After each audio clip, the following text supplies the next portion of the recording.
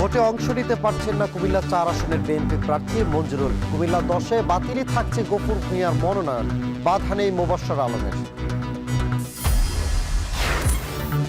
শেরপুরে নির্বাচনী জনসভায় যোগ দেবেন জামায়াতের আমির। শ্রীধর বীর নিহত নেতার কবর জিয়ারত খুনের রাজনীতি বন্ধ করার আহ্বান।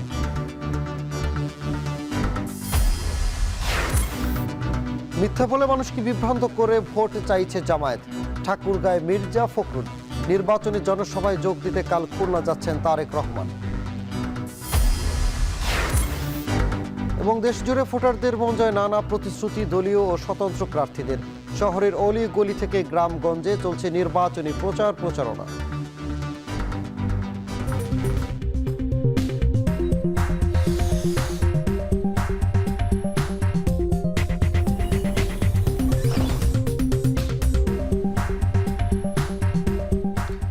স্বাগত। এখন ঢাকায় পুরো আয়োজন আপনাদের সঙ্গে আছি আমি সানিম রিধা।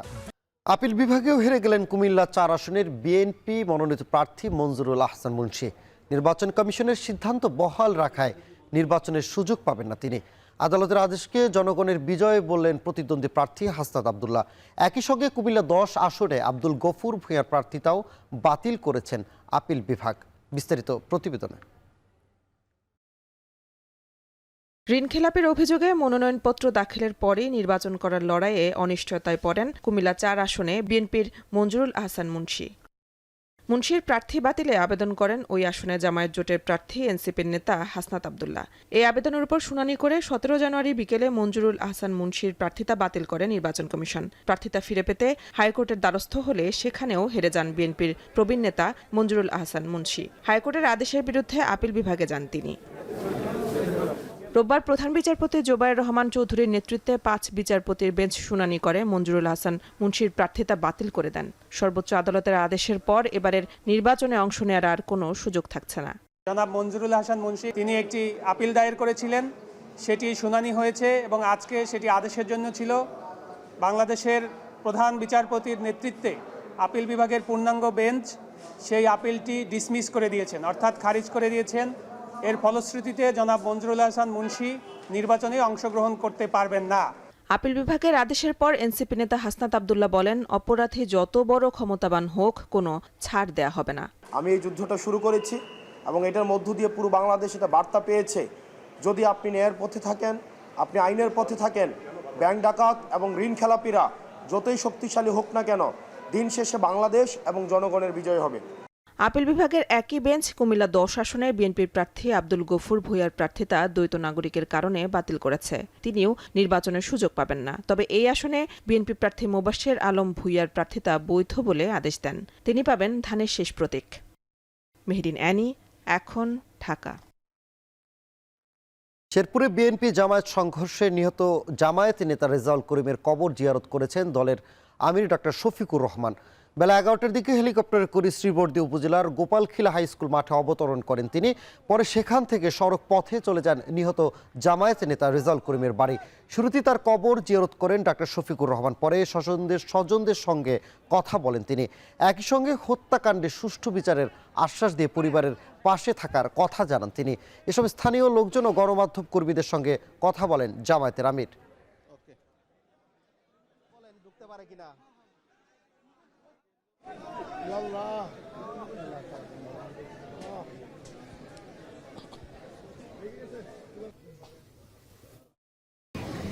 আমরা এমন একটা দেশ চাচ্ছি যেই দেশে তুচ্ছ দুনিয়ার স্বার্থের জন্য এই ধরনের নোংরা ঘটনা, হত্যাকাণ্ড ঘটবে না। আমাদের এই ভাইয়েরা তাদের নিজের মানুষকেও খুন করে ফেলে, অনেক খুন করেছেন তারাও মানুষ, যাদেরকে খুন করা হয়েছে ওগুলোও আমরা কষ্ট পাই, সমর্থন করি না। রাজনীতির নাম যদি মানুষ খুন হয়, সে রাজনীতিকে আমরা ঘৃণা করি। রাজনীতির নাম হবে মানুষের উপকার, কল্যাণ, মানুষকে শান্তি দেওয়া, সম্মান এনে দেওয়া, মানুষের সমস্যার সমাধান করা। নির্বাচনী প্রচারণার অংশ হিসেবে কিছুক্ষণের মধ্যে শেরপুরে জনসভায় যোগ দেবেন জামায়াতের আমির ডাক্তার শফিকুর রহমান। বক্তব্য রাখবেন শহরের শহীদ দারোগা আলী পৌর পার্ক মাঠে। এ বিষয়ে বিস্তারিত জানাতে সেখান থেকে যুক্ত হচ্ছে সহকর্মী রাজু আহমেদ। রাজু, জানাবেন যে জনসমাগমে কেমন দেখছেন সেখানকার জামায়াতের আমির কখন মঞ্চে পৌঁছাবেন, বক্তব্য কখন দেবেন, বিস্তারিত জানাবেন।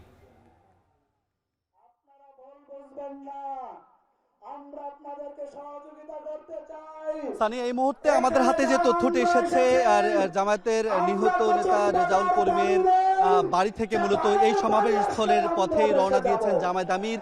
কিছুক্ষণের মধ্যেই এখানে জামায়াত আমির প্রবেশ করবেন বলে আমরা এখন পর্যন্ত জানতে পেরেছি। অর্থাৎ অল্প কয়েক মিনিটের ব্যবধানে এই মঞ্চে জামায়াত আমির আসবেন। নির্বাচনের সহিংস ভূমিতে জামায়াত আমিরের আগমন ঘিরে সকাল থেকেই এই জনপদের নেতাকর্মী যারা রয়েছেন তারা এই শহীদ দারোগা আলী পার্ক মাঠে এসে উপস্থিত হয়েছেন এবং সেই সঙ্গে নারী সমর্থক যারা রয়েছেন তারাও কিন্তু এখানে এসে উপস্থিত হয়েছেন। জানিয়ে রাখতে চাই যে শেরপুর যেহেতু সীমান্ত ঘেঁষা একটি জেলা এবং সেই সঙ্গে পাহাড়ের বেশ জনপদ রয়েছে, এখানে পাহাড়ি জনপদ রয়েছে, এখানে গারোদের বসতি রয়েছে। এই পাহাড় এবং সমতলের যে ব্যবধান, সেই ব্যবধান ঘোচানো সব থেকে বড় দাবি এই অঞ্চলের মানুষের এবং সেই সঙ্গে এই অঞ্চলে একটি উন্নত শিক্ষা কেন্দ্র, বিশেষ করে বিশ্ববিদ্যালয় স্থাপন, এটি মেডিকেল কলেজ হাসপাতাল স্থাপন, সেই সঙ্গে কৃষকদের উন্নতির লক্ষ্যে এখানে একটি হিমাগার স্থাপনেরও দাবি কিন্তু এই অঞ্চলের মানুষের রয়েছে। ফলে জামায়াত আমির ডক্টর শফিকুর রহমান দীর্ঘ 2 দশক পরে যখন এখানে আসবেন তখন মূলত এই দাবিগুলো এই অঞ্চলের মানুষরা তুলে ধরবেন।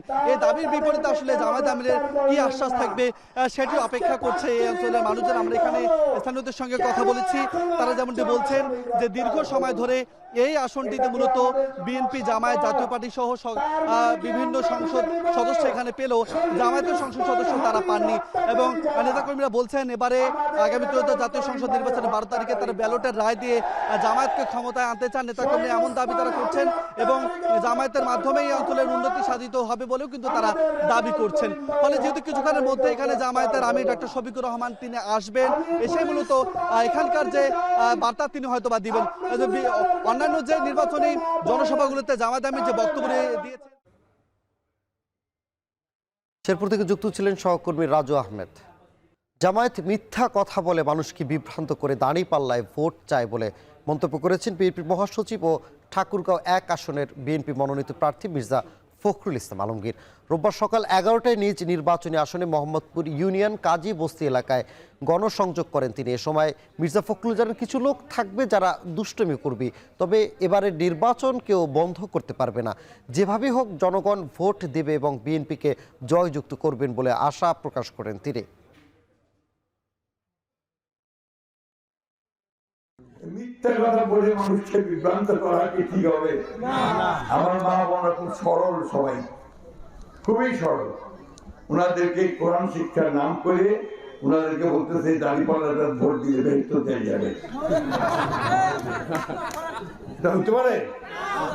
এটা এই ধরনের কিছু আল্লাহ তাআলা কোথাও বলছে নাকি যে কোনো মার্কাকে ভোট দিলে ব্যর্থ যাওয়া যাবে? দীর্ঘ 22 বছর পর সংসদের নির্বাচনী দলীয় প্রচারণা আগামীকাল খুলনায় যাচ্ছেন বিএনপি চেয়ারম্যান তারেক রহমান। খালিশপুর প্রভাত স্কুল মাঠে প্রধান অতিথি হিসেবে উপস্থিত থাকবেন তিনি। এ নিয়ে নেতাকর্মীদের মাঝে সৃষ্টি হয়েছে প্রাণ চাঞ্চল্য। এ নিয়ে বিস্তারিত জানাতে সেখান থেকে যুক্ত হচ্ছেন সহকর্মী তরিকুল ইসলাম। তরিকুল, জানাবেন যে সার্বিক আয়োজনের প্রস্তুতি কেমন চলছে? সানি, সার্বিক আয়োজন বলতে 22 বছর পর যেহেতু দলের চেয়ারম্যান তারেক রহমান আসছেন, তিনি চেয়ারম্যান হওয়ার পরে প্রথম খুলনা সফর এবং নির্বাচনী এই প্রচার প্রচারণায় তিনি অংশ নিতে আসছেন। এখানে নেতাকর্মীদের আসলে উচ্ছ্বাস এবং আনন্দের আসলে কোনো কমতি নেই এবং আমরা শহরের বিভিন্ন প্রান্তে দেখছি যে নেতাকর্মীরা জড়ো হচ্ছেন এবং তারা বিভিন্ন ধরনের প্রচার প্রচারণা শুরু করছেন। আগামীকাল যে জনসভা প্রভাতী স্কুল মাঠে অনুষ্ঠিত হবে সেই উপলক্ষে নেতাকর্মীদের ঢল নেমেছে বিভিন্ন জায়গায় এবং তারা ক্যাম্পেইন করছেন যাতে সেই জনসভায় সাধারণ মানুষের উপস্থিতিটা বেশি হয় দলীয় নেতাকর্মীদের পাশাপাশি। এবং আমরা দেখতে পাচ্ছি পাচ্ছি খুলনা 6 আসনের প্রার্থী বিএনপি প্রার্থী মনিরুল ইসলাম বাপ্পি, তিনি তার দলীয় কর্মী সমর্থকদের নিয়ে প্রচারণা চালাচ্ছেন বিভিন্ন জায়গায়। একটু পরে দলের পক্ষ থেকে সংবাদ সম্মেলন করা হবে, কি আয়োজন, কিভাবে তারা প্রস্তুতি নিচ্ছেন এবং শৃঙ্খলার সাথে এই কিভাবে জনসভাটি শেষ করা যায় বা সম্পন্ন করা যায় সফলভাবে, সে বিষয়ে বিভিন্ন ধরনের কার্যক্রম তারা চালিয়ে যাচ্ছেন। স্বল্প সময়ের যেহেতু তারা সময় পেয়েছেন, এজন্য মাঠ প্রস্তুতি, সাথে সাথে সেখানে যে সাউন্ড সিস্টেম এবং মঞ্চ তৈরির কাজ সেটি কিন্তু শুরু হয়ে গেছে সকাল থেকেই, এবং সেখানে নিরাপত্তা বেষ্টনী এবং কোন পথ দিয়ে যে দলীয় চেয়ারম্যান মঞ্চে প্রবেশ করবেন সেই পথগুলো তৈরি করা হয়েছে। এবং আমরা যেটা দেখতে পাচ্ছি যে খালিশপুর শিল্প অঞ্চলকে বেছে নেওয়ার একটা কারণ হচ্ছে সে যেহেতু শিল্প অঞ্চল ছিল, খুলনা শিল্প অঞ্চল খ্যাত ছিল, সেটিকে আবারও কিভাবে ফিরিয়ে আনা যায় এবং সেই দাবিটি তারেক রহমানের কাছে তারা করবেন।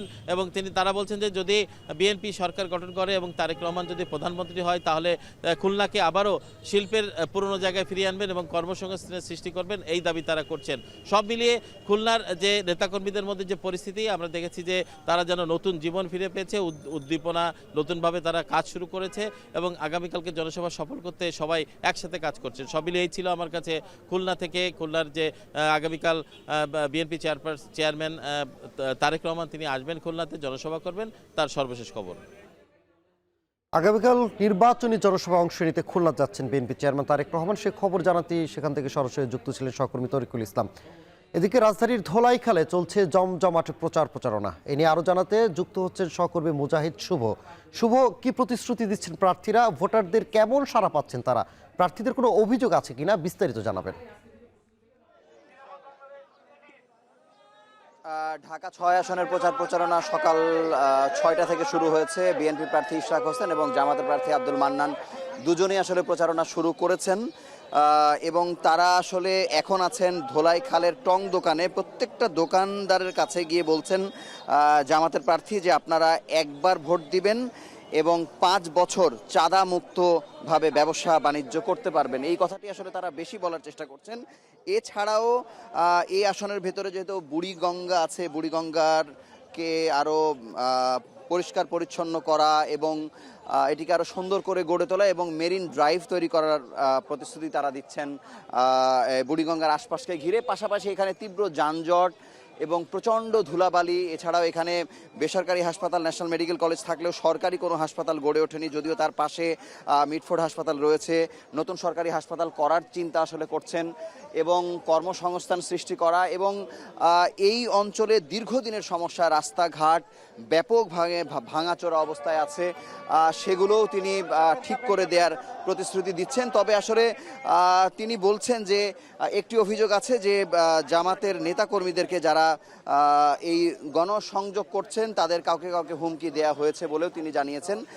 তো এখন পর্যন্ত আমরা জামাতের প্রচারণা এখানে দেখতে পাচ্ছি। 44 নম্বর আসনে বিএনপি নেতা ইশরাক হোসেন তিনি নির্বাচনী প্রচারণা শুরু করেছেন। আমরা পরবর্তী খবর সেখান থেকে আপনাদের জানাবো। এই ছিল এখানকার সবশেষ খবর। সানি, ঢাকা 6 আসনে নির্বাচনী প্রচারণার খবর জানাতে সেখান থেকে যুক্ত ছিলেন সহকর্মী মুজাহিদ শুভ। প্রার্থীদের জনসংযোগমূলক কর্মসূচিতে মুখর রাজধানী ঢাকা 16 আসনের মিরপুর এলাকায় আছেন সহকর্মী হোসেন জাহিদ। এ আসনের প্রচারণার খবর জানাতে যুক্ত হচ্ছেন তিনি। জাহিদ, জানাবেন যে প্রচারণাটা কেমন চলছে, ভোটারদের আস্থা পেতে প্রার্থীরা কি প্রতিশ্রুতি দিচ্ছেন? প্রচারণার ভিন্ন ভিন্ন কৌশল প্রার্থীরা অবলম্বন করছেন এবং আবাসিক এলাকা করতেই ভোটারদের সংখ্যাটা বেশি এবং যেহেতু এবার পোস্টারের কোনো আধিক্য নেই, কাজেই প্রার্থীদের খুব স্বাভাবিকভাবেই এই চেষ্টাটি অব্যাহত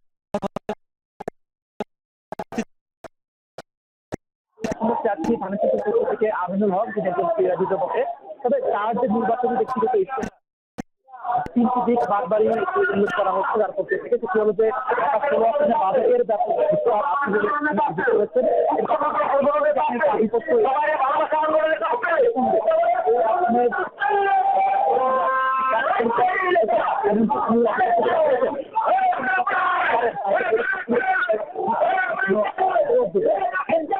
যেমন তার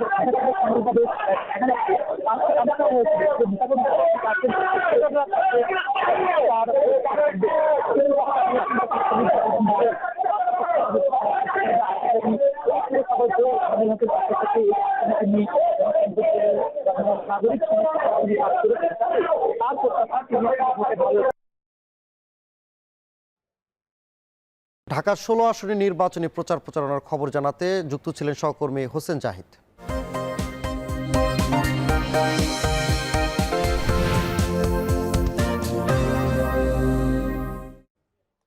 ত্রয়োদশ জাতীয় সংসদ নির্বাচনকে কেন্দ্র করে ইতিমধ্যে জমে উঠেছে প্রকৃতি কন্যা সিলেটের বিভিন্ন দলের প্রচার প্রচারণা। পর্যটন আর প্রবাসীদের পাঠানো রেমিটেন্স এই অঞ্চলের মানুষের প্রধান অর্থনৈতিক উপজীব্য হলেও নানা সমস্যায় জর্জরিত এই আসনের সাধারণ মানুষ। ভোটারদের দীর্ঘদিনের সমস্যা সমাধানে প্রার্থীরাও দিচ্ছেন নানা প্রতিশ্রুতি। এ নিয়ে আরও জানাতে সিলেট 3 আসন থেকে সরাসরি যুক্ত হচ্ছেন সন্দীপন শুভ। শুভ, আপনি জানাবেন যে কি বলছেন প্রার্থীরা, ভোটারদের আস্থা অর্জনে কি কি প্রতিশ্রুতি দিচ্ছেন, বিস্তারিত। সানি, প্রথমেই জানিয়ে রাখি এটা সিলেট 3 আসন এবং দক্ষিণ সুরমা, পেন্টুগঞ্জ এবং বালাগঞ্জ 3টি উপজেলা নিয়ে এবং সিলেট সিটি কর্পোরেশনের 6টি ওয়ার্ড নিয়ে এই আসন গঠিত হয়েছে এবং এখানে মোট ভোটার রয়েছেন 4,16,000 এবং এখানে 6 জন প্রার্থী এখানে প্রতিদ্বন্দ্বিতা করছেন। আমরা যদি বলি প্রথমে এখানে বিএনপি মনোনীত প্রার্থী রয়েছেন, পাশাপাশি 11 দলীয় জোটের খেলাফত মজলিসের যে প্রার্থী মুসলিউদ্দিন রাজু এবং বিএনপি মনোনীত প্রার্থী এম এ মালিক, যিনি বিএনপির চেয়ারপারসনের উপদেষ্টা, তাদের দুইজনের মধ্যে মূল লড়াই হলেও এখানে কিন্তু স্বতন্ত্র প্রার্থী রয়েছেন 2 জন, মনিরুল বাকর এবং মুস্তাকিম রাজা, এবং আরও 2 জন প্রার্থী রয়েছেন ইসলামী আন্দোলন সহ জাতীয় পার্টিরও প্রার্থীরা রয়েছেন। তবে মূল লড়াইটি হবে 2 জন প্রার্থীর মধ্যে। তবে সমস্যা সম্ভাবনার কথা যদি বলতে হয় সেক্ষেত্রে প্রথমে বলতে হয় যে এখানে ঢাকা সিলেট মহাসড়কের অংশ কিন্তু রয়েছে এই আসনে এবং বেশ নাজুক অবস্থায় কিন্তু এই সড়কটি রয়েছে। দীর্ঘদিন ধরে এই এলাকার মানুষজন বলছিলেন যে আসলে তাদের যোগাযোগ ব্যবস্থা খুবই খারাপ অবস্থায় রয়েছে এবং বেশ কিছু সেতু রয়েছে, যেমন বড় ভাগার সেতু সহ আরও কয়েকটি সেতু রয়েছে বালাগঞ্জের, সেই সেতুগুলো আসলে বেশ নাজুক অবস্থায় রয়েছে এবং দীর্ঘদিনের দাবি ছিল, আসলে নানামুখী প্রতিশ্রুতিও ছিল জনপ্রতিনিধিদের কাছ থেকে, কিন্তু সেই প্রতিশ্রুতির বাস্তবায়নটি কিন্তু এখন পর্যন্ত দেখা যাচ্ছে না বা দেখা যায়নি। এর পাশাপাশি যদি বলি শিক্ষা এবং কৃষিক্ষেত্রেও কিন্তু অনেকটাই পিছিয়ে আছে এই জনপদের মানুষ এবং তারা কিন্তু আমরা দেখতে পাচ্ছি যে নানাভাবে তাদেরকে প্রতিশ্রুতি দেয়া হয় কিন্তু সেই প্রতিশ্রুতিটি রাখা হয় না এবং আজকে যারা এখানে প্রচারণা করছেন প্রত্যেকেই তারা প্রতিশ্রুতি দিচ্ছেন এবং ভোটাররা বলছেন যে যারা আসলে ঠিকভাবে কাজ করতে পারবেন তাদেরকে তারা এবারে ভোটে জয়যুক্ত করবেন। এবং আমি যদি বলি যে আজকে এই বিষয় নিয়ে ভোটার ইশতেহার নিয়ে সিলেট অঞ্চলে একটি অনুষ্ঠান অনুষ্ঠিত হবে, সেটি হচ্ছে বিকেল 4:30 নাগাদ এবং সেই অনুষ্ঠানটি আপনার মাধ্যমে সকল দর্শককে দেখার আমন্ত্রণ জানাচ্ছি। আর এই ছিল সিলেট 3 আসন নিয়ে আমার কাছে সর্বশেষ। সিলেট থেকে নির্বাচনী প্রচার প্রচারণার খবর জানাতে যুক্ত ছিলেন সন্দীপন শুভ। গুলশানে বিএনপির নির্বাচন পরিচালনা অফিসের সমসাময়িক বিষয়ে সংবাদ সম্মেলনে কথা বলছেন দলের নির্বাচন পরিচালনা কমিটির মুখপাত্র বিএনপি চেয়ারম্যানের উপদেষ্টা ডক্টর মাহাদি আমিন। সরাসরি চলে যাচ্ছে সেখানে। পথ বেছে নিয়েছিল একটি পক্ষ, লাখো মা বোনের সম্ভ্রম হারানোর কালো অধ্যায় পেরিয়ে আমরা আমাদের এই স্বাধীনতা পেয়েছি। মায়ের মতোই দেশ, কিংবা দেশই তো আমাদের মা। সুতরাং আমাদের মায়েদের উপরে আর কোনো অন্যায়, অত্যাচার, অবিচার, নিপীড়ন, অবজ্ঞা আমরা মেনে নিব না, বিএনপি মেনে নেবে না, বাংলাদেশ মেনে নেবে না। জামাত বলছে মানুষ নাকি বিএনপিকে আগেই দেখেছে, এবার তাদেরকে দেখার পালা। কিন্তু দেশের মানুষ ইতিমধ্যেই দেখা শুরু করেছে মধ্যযুগীয় বর্বরতার নামে কিভাবে অর্ধেক জনগোষ্ঠী তথা আমাদের মা ও বোনদের অপমান করা হচ্ছে। বিএনপির পক্ষ থেকে আমরা সুস্পষ্টভাবে বলতে চাই, দেশ জুড়ে ও অনলাইনে নারীর মর্যাদা রক্ষার প্রশ্নে কোনো আপোষ নেই, কোনো ভয় নেই, কোনো পিছু হটা নেই। বিএনপি সেই রাজনৈতিক দল যার হাত ধরে শুধু বাংলাদেশের স্বাধীনতার ঘোষণা, সার্বভৌমত্ব, বহুদলীয় গণতন্ত্র, সংসদীয় গণতন্ত্র ইতিহাসের প্রতিটি পর্যায়ে গৌরবোজ্জ্বল ভূমিকা ছিল না। এর পাশাপাশি নারীদের জন্য আলাদা মন্ত্রণালয় প্রতিষ্ঠা, মেয়েদের ক্লাস 12 পর্যন্ত ফ্রি এডুকেশন, বিশ্বজুড়ে নারীর ক্ষমতায়নের রোল মডেল এবং ভবিষ্যৎ বাংলাদেশে ইনশাআল্লাহ ফ্যামিলি কার্ডের মাধ্যমে প্রতিটি নারীর স্বনির্ভরতা প্রতিষ্ঠাই কিন্তু বিএনপির অঙ্গীকার। আমরা বিশ্বাস করি যে বিষয়গুলো নিয়ে আজ সারা বাংলাদেশ সংক্ষুব্ধ সেটি সঠিকভাবে জানা প্রয়োজন। এই পোস্টটা যদি সত্যিই হয়ে থাকে তাহলে আমাদের জন্য সেটি অত্যন্ত দুঃখজনক, হতাশাজনক। আজকের এই সংবাদ সম্মেলনে উপস্থিত হয়েছেন, আমার কথা শুনেছেন, এই জন্য আপনাদেরকে ধন্যবাদ। আজকে একটু ভিন্ন ধর্মের আমাদের সংবাদ সম্মেলন। আমরা জানি যে বাংলাদেশে বর্তমানে নির্বাচনের আগে বিভিন্ন ধরনের অপপ্রচার চলছে। বিএনপি এবং গুলশানে বিএনপি নির্বাচন পরিচালনা কমিটির মুখপাত্র ডক্টর মাহাদি আমিন কথা বলছিলেন, সরাসরি যুক্ত ছিলাম সেখানে। ষড়যন্ত্রমূলকভাবে জামায়াত ইসলামীর আমিরের আইডি হ্যাক করা হয়েছে, বিশেষ একটি দল জড়িত, সেই দলটি আজ তাদের বিক্ষোভ কর্মসূচি দিয়েছে। এ বিষয়ে খুব তাড়াতাড়ি আইনি পদক্ষেপ নেওয়া হবে বলে জানিয়েছেন জামায়াতের সহকারী সেক্রেটারি জেনারেল এহসানুল মাহবুব জুবায়ের। মগবাজারে তাদের কেন্দ্রীয় কার্যালয়ের জরুরি সংবাদ সম্মেলনে তিনি এ কথা বলেন। বাংলাদেশ জামাত ইসলামীকে, তার আমিরে জামাতকে এবং আমাদের শীর্ষ নেতৃবৃন্দকে বিতর্কিত করার জন্য এটা হ্যাক করে তাদের নিয়ন্ত্রণে নিয়ে কিছু সময়ের জন্য তারা খুব খারাপ কিছু পোস্ট দিয়েছেন, আপত্তিকর কিছু পোস্ট দিয়েছেন এবং বোঝা যায় যে ঠাকুরগো রেখে আমি কলা খাই না, এই ধরনের একটা বিষয় আছে। তাৎক্ষণিকভাবে একদল লোক কিছু কর্মসূচিও দিয়েছেন, দেখেছেন আপনারা। আমাদের গভীর আশঙ্কা যে এগুলোর সাথে বিশেষ একটি দল বা তাদের সাইবার টিমের কিছু চক্রান্ত এবং ষড়যন্ত্রকারী ব্যক্তিরা জড়িত আছেন, আমরা সেটা মনে করছি এবং আমরা এই ব্যাপারে রাত্রেই থানাতে আমরা জিডি করেছি, জেনারেল ডায়েরি করেছি। ত্রয়োদশ জাতীয় সংসদ নির্বাচনের প্রচারণার খবর জানাতে ঢাকা 11 আসনের ভাটারা থেকে যুক্ত হচ্ছেন সহকর্মী মাহফুজা বৃষ্টি। বৃষ্টি, কি কি প্রতিশ্রুতি দিচ্ছেন প্রার্থীরা, তাদের কোনো অভিযোগ আছে কিনা জানাবেন। সানি, আমরা যেমনটা দেখতে পাচ্ছি যে আমাদের সাথে এই মুহূর্তে আছে ঢাকা 11 আসনের 11 দলীয় জোটের প্রার্থী ও এনসিপির পরিচিত মুখ নাহিদ। তিনি কিন্তু সকাল থেকে প্রচারণা চালাচ্ছেন, গণসংযোগে নেমেছেন পুরো সদস্যদেরকে নিয়ে, এলাকাবাসী থেকে শুরু করে আশপাশে যারা গণ্যমান্য শিক্ষক সমাজের লোক আছেন সবাইকে একত্রে নিয়ে কিন্তু সে এই গণসংযোগে নেমেছেন। এখানে নেমে আমরা দেখতে পাচ্ছি যে যতটুকু দুই পক্ষের ভোটই তিনি চাচ্ছেন, নিজের জন্য ভোট চাচ্ছেন এবং গণভোটে হ্যাঁ ভোটটা তিনি চাচ্ছেন। সবাইকে, মা বোনদেরকে শুরু করে যারা মুরব্বী আছেন এবং তরুণ যারা আছে সবাইকে বলছে যে যেন এই দুটোতে ভোট দেয়। আর পাশাপাশি প্রতিশ্রুতির কথা বলছিলেন আপনি, আসলে প্রতিশ্রুতি তো সানি অনেকে অনেক রকম দিচ্ছে, অনেক প্রার্থীরাই মোটামুটি সব প্রতিশ্রুতিগুলো ঘুরে ফিরে একই, সন্ত্রাস দমন, চাঁদাবাজি নির্মূল এবং হচ্ছে শিক্ষা, বাসস্থান এবং নারীদের নিরাপত্তা, কর্মসংস্থান, ছোটদের জন্য যে স্বশিক্ষার যে বিষয়, সবকিছু মিলিয়ে না ঘুরে ফিরে একই রকম দাবি দেওয়া, একই রকম ইশতেহার। এবং নতুন যদি ইশতেহারের কথা বলি তাহলে 16 বছর ভোটাধিকার করবে এরকম একটা ঘোষণা দিয়েছিলেন নাহিদ, সেটা একটু মাত্র ব্যতিক্রম। বাকি ইশতেহারগুলো আসলে পত্রপত্রিকায় এর মধ্যে জানা হয়ে গেছে।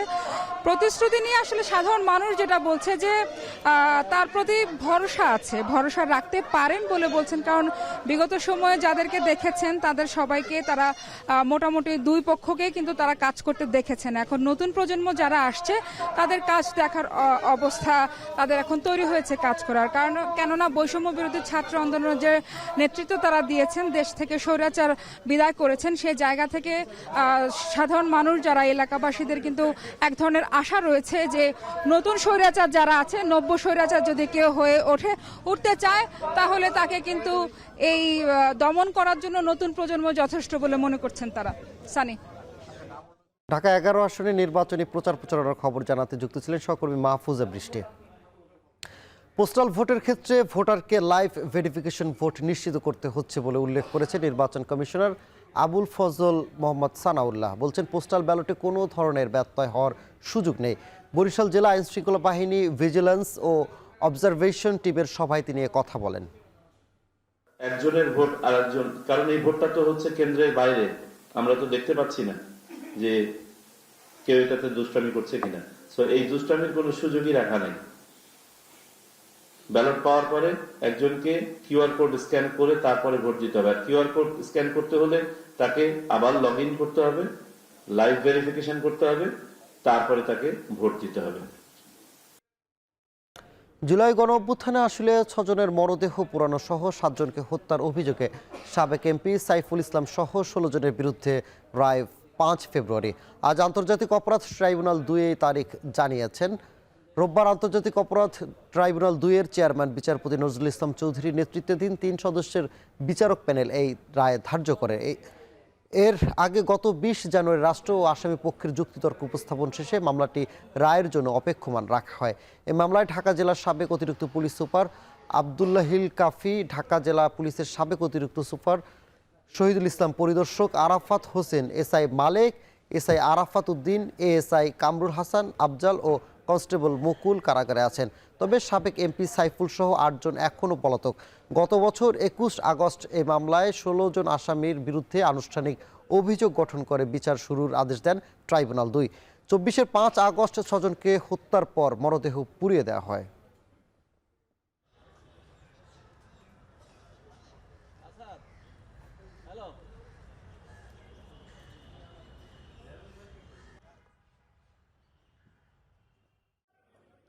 চট্টগ্রাম বন্দরের নিউ মুরিং কন্টেইনার টার্মিনালে বিদেশি প্রতিষ্ঠানের কাছে ইজারা দেওয়ার সিদ্ধান্তের প্রতিবাদে শ্রমিকদের কর্মবিরতিতে বন্দরের কার্যক্রম প্রায় অচল হয়ে পড়েছে। দ্বিতীয় দিনের সকাল 8টা থেকে বন্দরের জেটিতে জাহাজ থেকে কন্টেইনার ও পণ্য ওঠানো নামানোর কাজ বন্ধ করে দেয় শ্রমিকরা। বন্ধ রয়েছে পণ্য ডেলিভারি ও রপ্তানির জন্য জাহাজীকরণ। এর ফলে ক্ষতিগ্রস্ত হচ্ছে আমদানি রপ্তানি বাণিজ্য। এদিকে শ্রমিক আন্দোলনের প্রেক্ষাপটে বন্দর ভবন সহ জেটিতে প্রবেশের বিভিন্ন পয়েন্টে নিরাপত্তা বাড়ানো হয়েছে। বন্দর কর্তৃপক্ষ সংযুক্ত আরব আমিরাতের কোম্পানি ডিপি ওয়ার্ল্ডের কাছে এনসিটি ইজারা দেওয়ার সিদ্ধান্ত থেকে সরে না আসলে আরও কঠোর কর্মসূচি দেওয়ার হুঁশিয়ারি দিয়েছেন শ্রমিক কর্মচারীরা।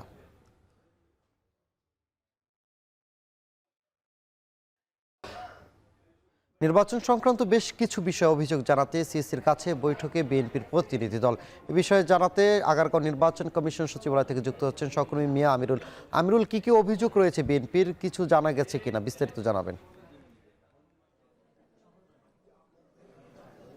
সানি, আপনি নিশ্চয়ই জানেন যে নির্বাচন কমিশনে প্রচার প্রচারণার পর থেকে মূলত রাজনৈতিক দলগুলো বিভিন্ন ধরনের অভিযোগ করে আসছে। আমরা দেখেছিলাম এর আগেও বিএনপি কয়েক দফায় তারা এসেছিলেন নির্বাচন কমিশন বরাবর। যে অভিযোগগুলো তারা মোটাতাকে করছেন, যে বিশেষ করে জামায়াতের বিরুদ্ধে তারা বেশ কিছু অভিযোগ করছেন, যে জামায়াতের নারী কর্মী যারা রয়েছেন তারা বিভিন্ন বাড়ি বাড়ি গিয়ে তারা প্রচার প্রচারণার নামে তারা বিকাশ অ্যাকাউন্ট কিংবা মোবাইল নাম্বার সংগ্রহ করে তারা ভোটারদেরকে বিভিন্নভাবে প্রভাবিত করছেন বলে তা বিএনপির পক্ষ থেকে কিন্তু এমন একটি অভিযোগ আসছে জামাতের পক্ষ থেকে। এবং এর পাশাপাশি আমরা দেখেছিলাম যে যেহেতু এবারে আচরণবিধি অনুযায়ী কিংবা এবারে যে নতুন একটি নিয়ম করা হয়েছে, একই মঞ্চে ইশতেহার ঘোষণার বিভিন্ন রাজনৈতিক দলে, সেটি ঘিরে আমরা লক্ষ্য করছিলাম যে বিএনপি এবং জামাতের সাথে বিভিন্ন জায়গায় সহিংসতার ঘটনাগুলো ঘটেছে। এবং এরপরে আমরা দেখেছিলাম যে বিএনপি যে কথাগুলো বলছিল, আজকে মূলত তারা এই মুহূর্তে প্রধান নির্বাচন কমিশনারের সাথে বৈঠক করছে।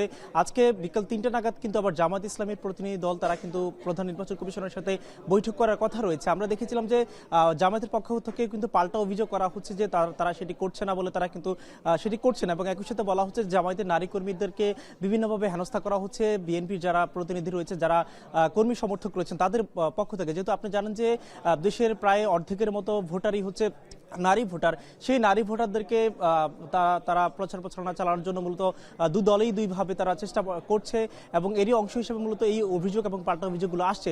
এবং মোটা দাগে আপনি নিশ্চয়ই জানেন যে আগামী 12 তারিখে হতে যাচ্ছে সেই বহুল প্রতীক্ষিত জাতীয় সংসদ নির্বাচন।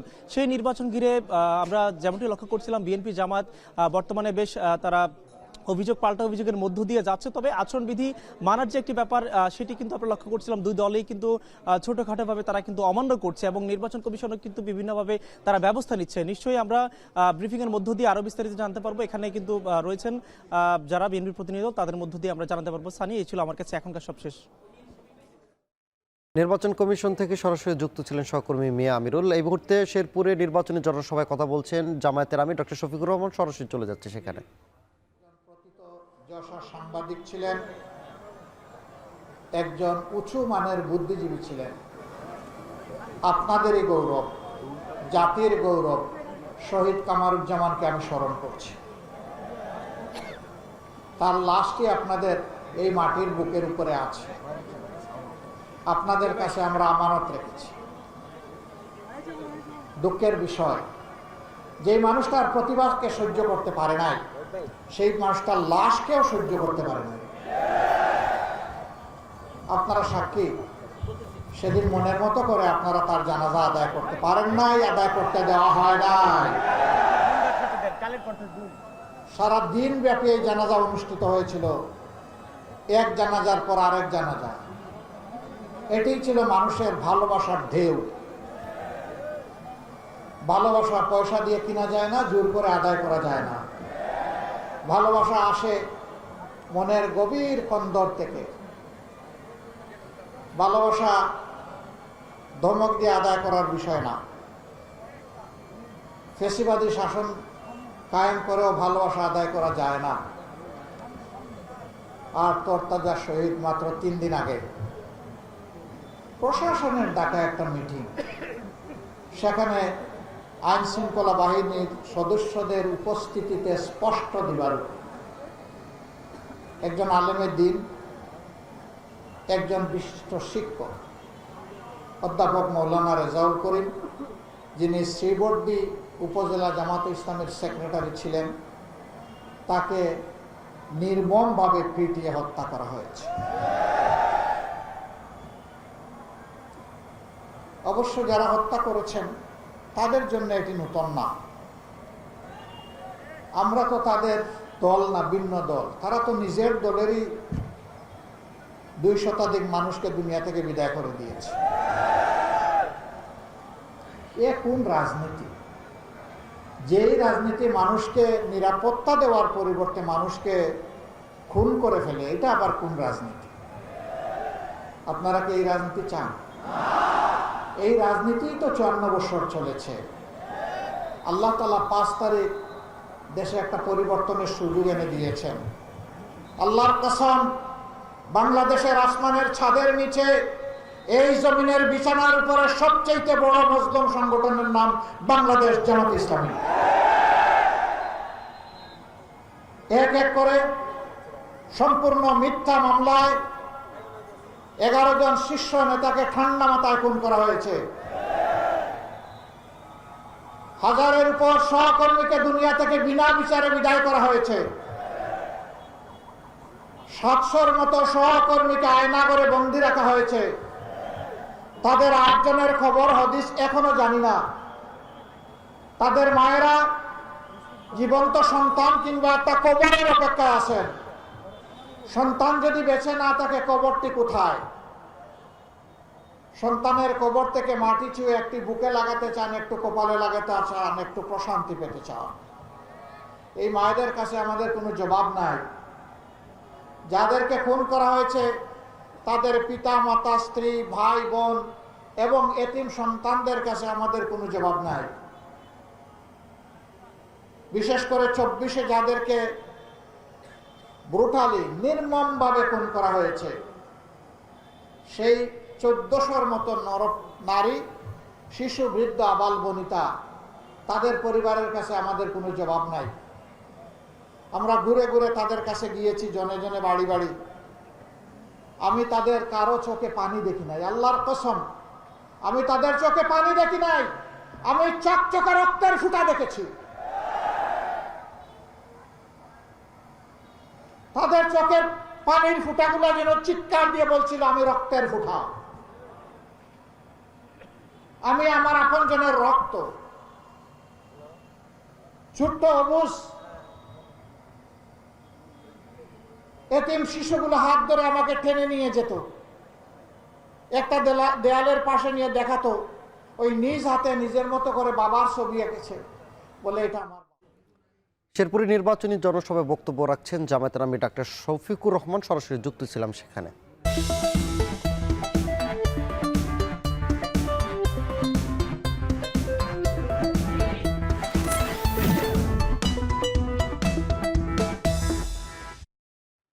সারা দেশের মতো আসন্ন ত্রয়োদশ জাতীয় নির্বাচন নিয়ে ফরিদপুরে চলছে নানা আলোচনা। তবে এই নির্বাচন শুধু পুরুষ নয়, সমানভাবে নিজেদের প্রত্যাশা আর উদ্বেগের কথা জানাচ্ছেন নারীরাও। কৃষি প্রধান এই জেলার কর্মজীবী নারীরা তাদের দৈনন্দিন কাজের পাশাপাশি আগামী 12ই ফেব্রুয়ারির জাতীয় নির্বাচনের ভোট নিয়ে ভাবছেন ভিন্ন কিছু। মফিজুর রহমান শিপনের প্রতিবেদন। 18.25 লাখ ভোটারের জেলা ফরিদপুর। এ জেলায় নারী ভোটারের সংখ্যা পুরুষ ভোটারের কাছাকাছি। ফরিদপুরে 4টি সংসদীয় আসনে এবারের নির্বাচনে একাধিক নারী প্রার্থী প্রতিদ্বন্দ্বিতা করছেন। শহরের নীলটুলির মুজিব সড়কের পাশে পিঠা বিক্রেতা কোহিনুর বেগম। এক যুগের বেশি সময় পিঠা বিক্রি করে সংসার চালান তিনি। বলেন, নির্বাচনের মধ্য দিয়ে নতুন সরকার গঠিত হয়, কিন্তু তাদের ভাগ্যের কোনো পরিবর্তন হয় না। ভোট দিয়ে সরকার বানাবো, কিন্তু সরকাররাই তো মুহিত দিক চায়, তাইলে আমার ইনকামটা করা লাগে না, তাইলে ঘরে বসে যে কোনো কাজ করে আমি খাবার পারি। পেশাজীবী নারীরা দিনের পাশাপাশি রাতেও নির্বিঘ্নে কাজ করার নিরাপত্তা চান। এদিকে নতুন সরকারের কাছে নীতি সহায়তা চান ক্ষুদ্র নারী উদ্যোক্তারা। আমাদের জন্য সুদৃষ্টি আমরা কাম্য করি ওনাদের কাছে, যেটা আমাদেরকে পরিবর্তন করতে, আমাদেরকে বদলে দিতে সাহায্য করবে। ফরিদপুরের সচেতন নাগরিক কমিটির সাবেক সভাপতি আইনজীবী শিপ্রা গোস্বামী বলেন, সমস্ত জায়গায় যেন নারীরা সুযোগ পায় সেই চেষ্টাটা আগামী যেই সরকার গঠন করুক তারা এই বিষয়টিকে গুরুত্ব দিবে। আগামী নির্বাচনে সঠিক সিদ্ধান্ত নিতে প্রস্তুতি নিচ্ছেন তারা। এখন ফরিদপুর। এবার আন্তর্জাতিক প্রসঙ্গ। বন্দর আব্বাসের বিস্ফোরণে একজন নিহত হওয়ার পর এবার ইরানের দক্ষিণ পশ্চিমাঞ্চলের শহর আহবাজে রহস্যজনকভাবে দ্বিতীয় বিস্ফোরণের ঘটনা ঘটেছে। এতে প্রাণ গেছে 4 জনের, আহত হয়েছে অন্তত 3 জন। পরপর দুটি বিস্ফোরণের ঘটনাকে অস্বাভাবিক বলে রহস্যময় প্রতিবেদন উল্লেখ করেছে আন্তর্জাতিক গণমাধ্যম। যদিও ইরানের রাষ্ট্রীয় সংবাদ মাধ্যম বলা হচ্ছে গ্যাস লিকেজ থেকে এই দুটি বিস্ফোরণের ঘটনা ঘটেছে, তবে এ নিয়ে আরও গভীরভাবে তদন্ত করা হবে বলে জানাচ্ছে ইরান কর্তৃপক্ষ।